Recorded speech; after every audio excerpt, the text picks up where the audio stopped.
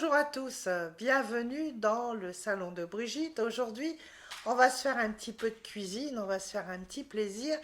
Alors, comme beaucoup, vous savez que j'ai écrit un livre sur le poireau. Bah, j'en ai profité, je vous ai sorti des petits trucs de mon livre.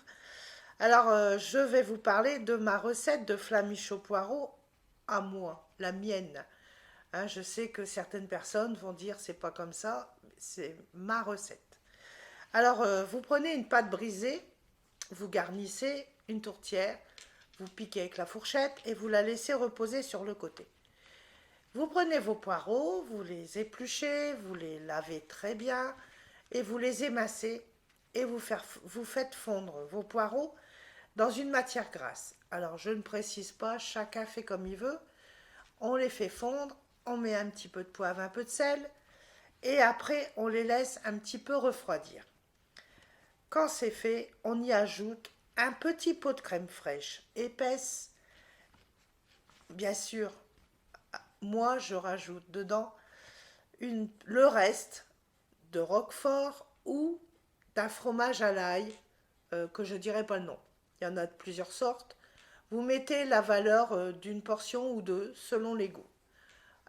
Et vous mélangez le tout. Vous étalez ça au fond de votre pâte à tarte. Et vous, dans un bol, vous battez 3 œufs avec une petite cuillère à soupe de crème fraîche, mais liquide. Et vous étalez ça sur vos poireaux. Vous faites chauffer votre four à 180 degrés et vous mettez au four 35 minutes, 40 minutes environ.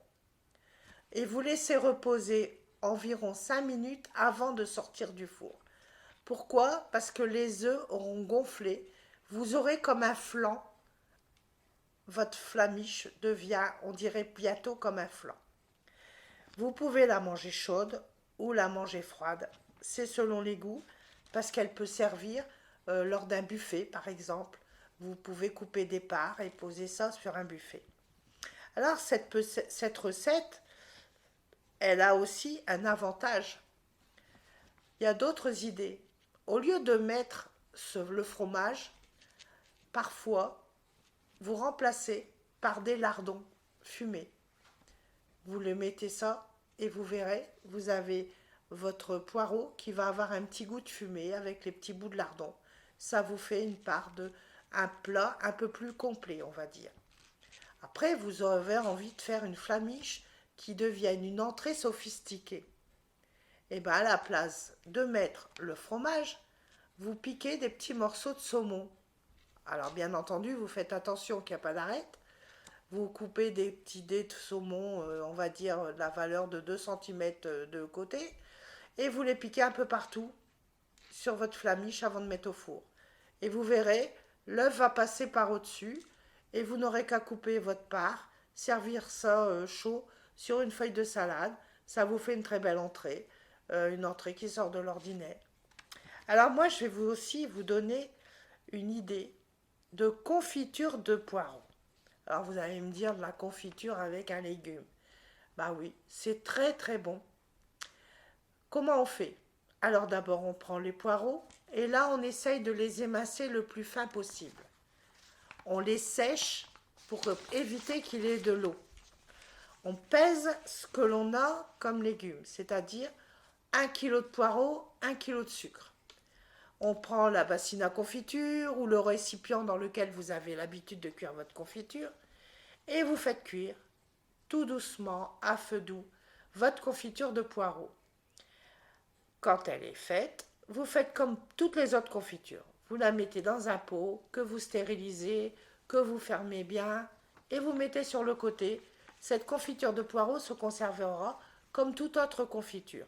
Et l'idéal, vous pouvez vous en servir pour Noël avec votre foie gras.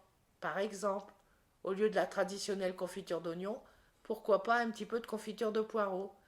Et en même temps, cette confiture, si vous partez pique-niquer, elle est idéale pour un pique-nique au grand air.